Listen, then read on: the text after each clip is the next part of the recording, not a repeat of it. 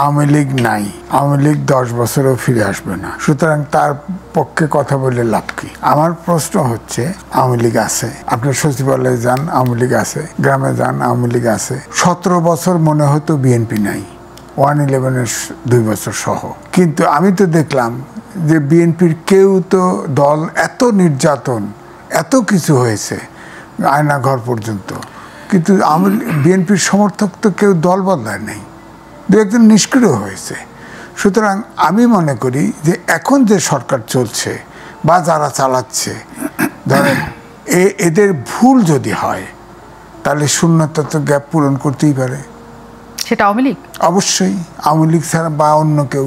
রাজনৈতিক শূন্যতা যদি তৈরি হয়, অন্যত দেশে অনেক ফোর্স আছে, কিন্তু এই মুহূর্তে আমি বলবো, যেহেতু আওয়ামী লীগের অনেক শক্তি বাংলাদেশ, সারা বাংলাদেশে ছড়িয়ে আছে, প্রত্যেকটা গ্রামে আছে, একটা সমর্থক চেঞ্জ করে নাই, উপর থেকে যারা টাকা পয়সার মালিক পালিয়ে গেছে, হ্যাঁ, আর সমর্থকরা তো বাংলাদেশে আছে।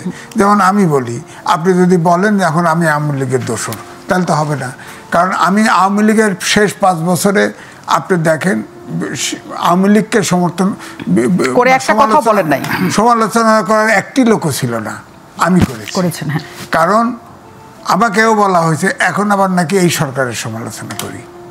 আমি সাংবাদিক, ক্ষমতাকে প্রশ্ন করাই আমার প্রধান কাজ। আমি অন্যায়কে অন্যায় বলবো, সত্যকে সত্য বলবো। আমার প্রশ্ন হচ্ছে যে আমি বলি আওয়ামী লীগকে এক্সিকিউটিভ অর্ডারে তার অ্যাক্টিভিটিস নিষিদ্ধ করছেন। আমি বলি কথা, সামনে নির্বাচন, যারা পালিয়ে গেছে গেছে, যারা অপরাধ করছে তাদের বিচার করেন, কিন্তু যে সমর্থকটা আছে তাকে ভোট কেন্দ্রে যেতে দিবেন না। সে যদি স্বতন্ত্র দাঁড়াতে চায় তাকে কোন আইনে থামাবেন? আপনি কোন আইনে থামাবেন? এই জন্যে আমি বলছি যে আওয়ামী লীগ যদি নিষিদ্ধ হতে একরকম, কিন্তু কার্যক্রম নিষিদ্ধ করেছেন, তখন তো সামনের নির্বাচনে আওয়ামী লীগ আছে এটা প্রমাণ হবে। 24-এর গণহত্যার যদি বিচার হয়, 71-এর গণহত্যার কেন বিচার হবে না? যে প্রাদেশিক সরকারের 4 জন মন্ত্রী ছিল জামাত, এবং প্রাদেশিক জামাতের সিদ্ধান্ত নিয়ে 71 সালে বলেছে পাকিস্তান সোলজারকে সাহায্য করবে। এবং আমি এই জন্যই বলেছি, আমি বলেছি, এখনো বলবো, ভবিষ্যতেও বলবো, যারা বলে যে আপনার জামাতকে দাঁড়িপাল্লায় ভোট দিলে ব্যস্ত পাওয়া যাবে, আজকেও বলেছে জামাতের সেক্রেটারি জেনারেল, জামাতকে কোরআনের আইন বদলানোর অধিকার দেওয়া হয়েছে, আল্লাহ দিছে। বলেন কত শিরক কথাবার্তা। এই জন্য আমি বলি জামাতের সবগুলো লোক দোজখে যাবে, কারণ আল্লাহকে তারা চ্যালেঞ্জ করেছে মুসলমান হিসেবে। আপনি বলেন কেন মনে হচ্ছে জামাতের, কারণ দোজখ বেহেশত আল্লাহ স্রষ্টা নির্ধারণ করবে, আপনার কেন মনে হচ্ছে জামাত দোজখে যাবে? জামাত এই জন্যই বলি, আল্লাহ ব্যস্ত দোজখ সৃষ্টি করেছে, আল্লাহ ব্যস্ত দোজখ রক্ষণাবেক্ষণ করেন, আল্লাহ বান্দার বিচার করবেন, বিচার করে অপরাধীকে দোজখে পাঠাবেন, আর যিনি অপরাধ করেন নাই, যিনি সহি কাজ করেছেন তাকে বেহেশতে পাঠাবেন। জামাতকে কি আল্লাহ দায়িত্ব দিছে? আল্লাহর ক্ষমতাকে চ্যালেঞ্জ করেছে। যখন এই কথা যে বলছে তার জন্য অ্যাডভান্স দোজখ স্যাংশন হয়ে গেল।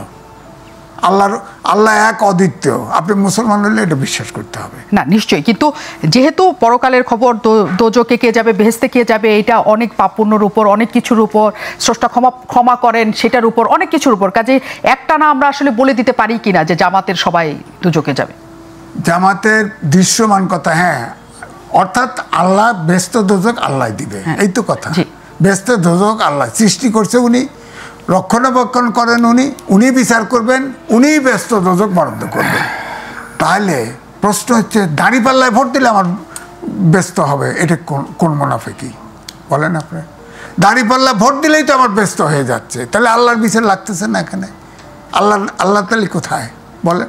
আবার কোরআনে যে আইন আছে সেটা জামাতের বদলানোর একমাত্র অধিকার তাদের আছে।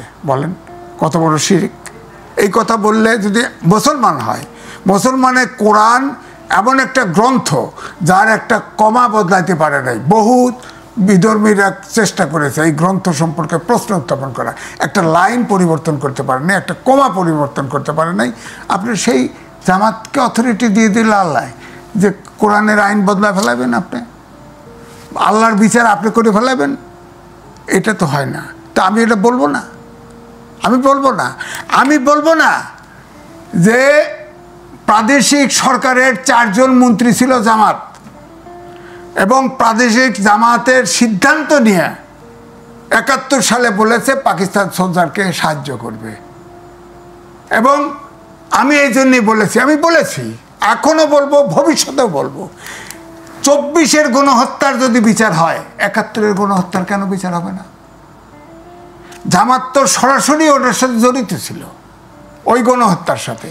আমি এটা বলবো না মুক্তিযোদ্ধা হিসেবে?